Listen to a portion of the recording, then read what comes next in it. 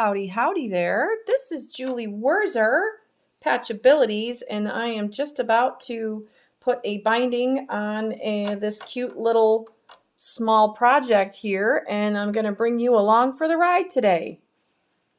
My goal is to help you to become more confident at binding.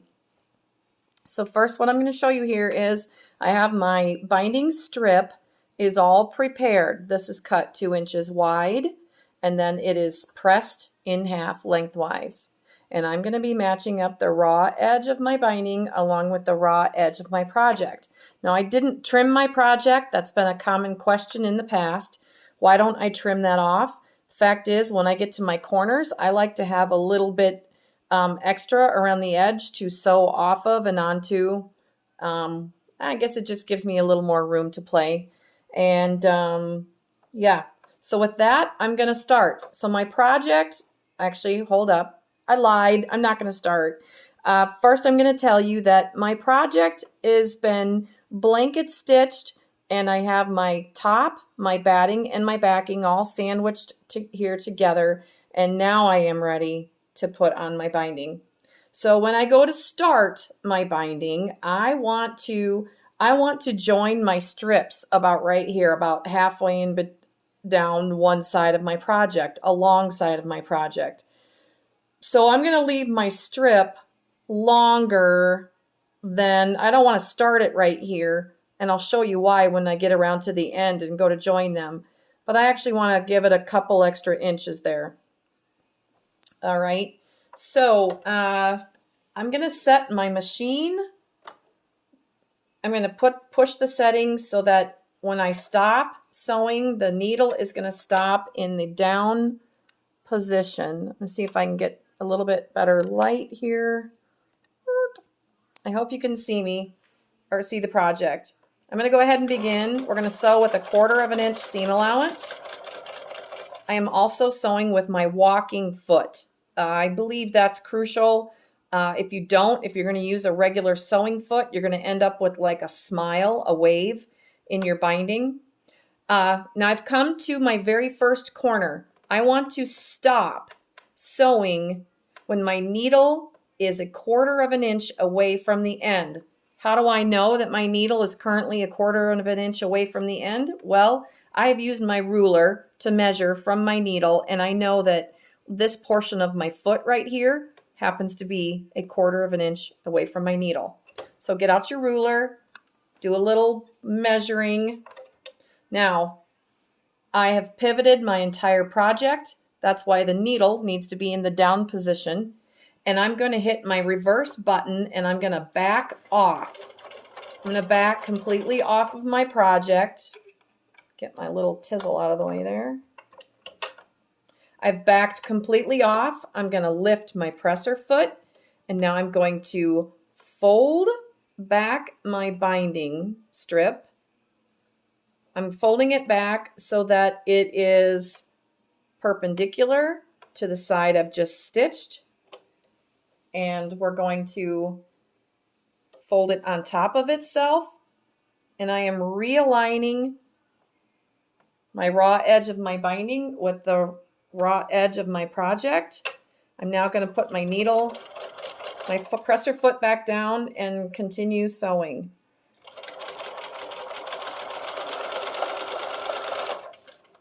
Like I said, I'm sewing a 1/4 inch seam allowance. I'm coming into turn number 2.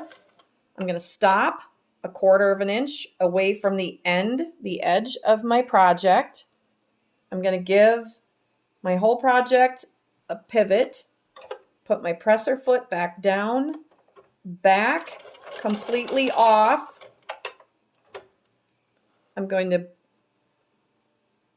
fold back my binding, and then I'm going to fold it again on top of itself. And now the fold here, it's tough for you to see, but that fold is lined up with the edge of my project.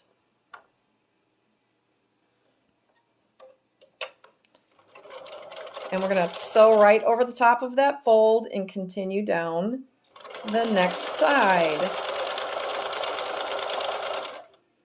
If you are falling in love with the cute little design that I'm working on, at the time that this video is being shot, this is a brand new design that we're working on for a series that's going to go on your refrigerator.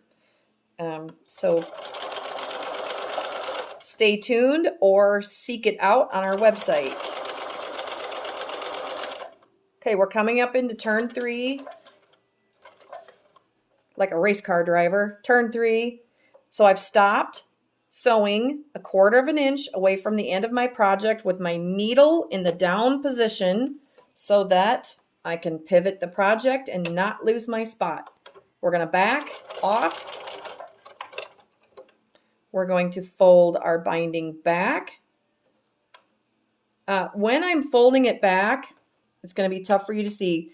I'm folding it back, but still keeping the raw edge of my binding lined up with the raw edge of the project. And now I'm going to fold it on top of itself. Seems like it got a little off there. If it gets off, just refold it. And I'm just pressing with my fingers.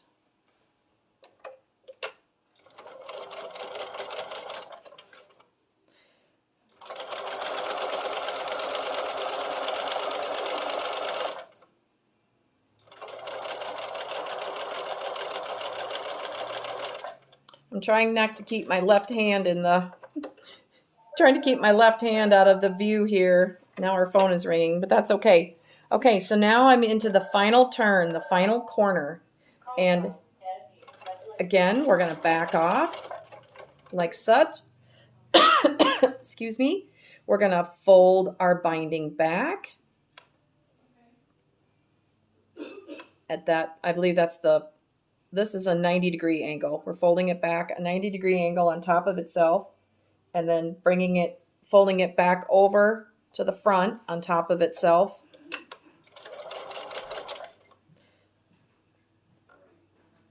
And we're coming up into joining the binding strips.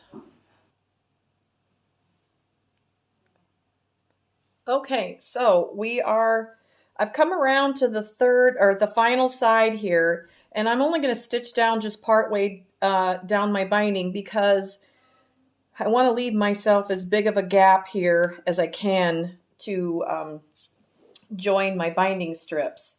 So I'm going to get off of this for a second. We are going to I'm going to sew off. I've been working on a little project here, so I'm going to this is my little tizzle I'm sewing off onto is a a little block, but so never mind that. Okay, what we have here is, so we've got these tails that we have to join together, and I want to join them on a diagonal so we reduce the bulk. I'm going to trim off a little bit of my binding there. I'm doing that for 2 reasons. 1, this end was a little bit long, and number 2, I'm going to use this piece of binding to measure. So this is how I do mine. There's a couple different, there's a number of ways that you can figure out how to join your binding strips, the lengths that you need, but this is how I do it. So I cut myself off a little end of a binding. I'm going to then lay my binding strips over the top of one another, but so that I can see where they come together, right? Where they're overlapping. So this is the strip. I don't want to, sorry, I'm a little tongue-tied. It's easier to do it than to explain it to somebody. So I have left, I don't know if you can see that. So I laid the starting binding strip on the bottom.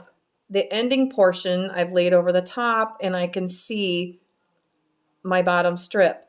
So I'm using the width of this to know exactly where to cut my binding strip, right? I know that seems strange, doesn't it? But here's why that's helpful. So now I'm going to take my binding ends, I'm going to match them up like this. So I opened them up. I've got them like this. They're opened up, and I'm just going to kiss them together.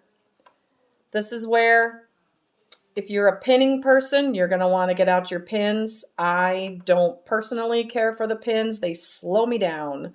So I'm going to show you how I do it because it's how I do it. Use your pins or not use your pins. Okay, so once we've got our binding strips together, I'm going to sew a diagonal line right across there. I know pinning would also make it easier for you to see, but what fun would that be, right? If you don't get to see me struggle. Woohoo! Okay, so I am now going to sew my diagonal seam. And I'm going to trim it off.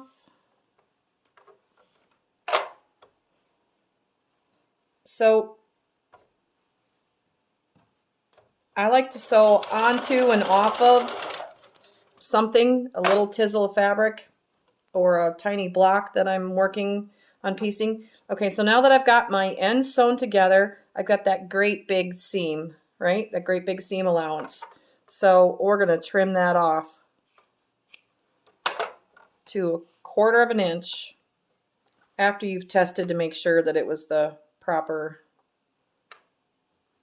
length, of course. Okay, so now I press that open. So see now how that's looking? We've got just the right length here. Now you're going to place this back under your foot. And now we can put the foot down and we can sew that final seam.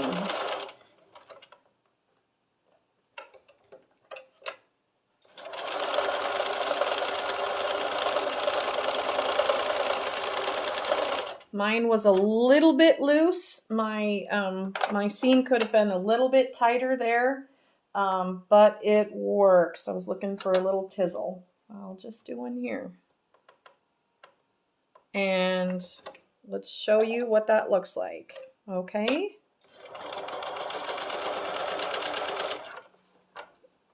Got to finish up this video, don't we? Okay, you guys.